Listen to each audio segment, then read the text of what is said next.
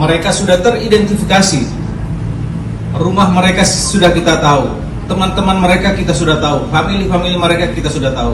Kita sudah melakukan penggalangan agar menyerahkan secara baik-baik kepada kita. Nah, namun pelaku ini masih menyembunyikan diri. Pelaku penembakan istri TNI di Semarang ditangkap polisi.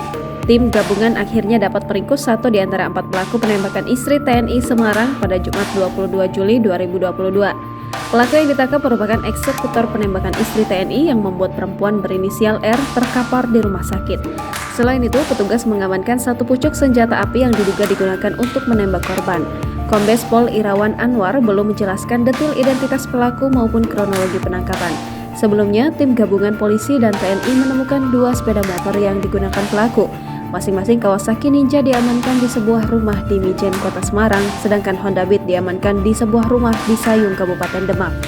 Usai melakukan aksinya, pelaku terlihat berusaha ingin menghilangkan jejak dengan merubah cat motor, velg, headlamp, dan pemasangan penutup mesin. Diberitakan sebelumnya, seorang istri anggota TNI di Kota Semarang, Jawa Tengah berinisial R menjadi korban penembakan oleh 2 orang misterius di depan rumahnya, Jalan Cemara 3, Kelurahan Padangsari, Kecamatan Tembalang, Senin 18 Juli 2022 sekitar pukul 12.00 waktu Indonesia Barat. Polisi menyebut sebelum kejadian korban sudah diikuti oleh pelaku. Endam tadi itu belum kembali ke rumah.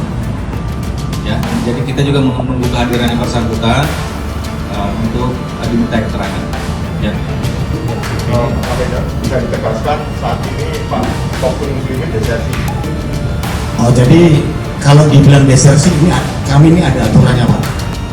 Sebagaimana dikatakan kalau desersi itu di atas 30 hari. Jadi kalau masih di bawah 30 hari tidak hadir tanpa izin.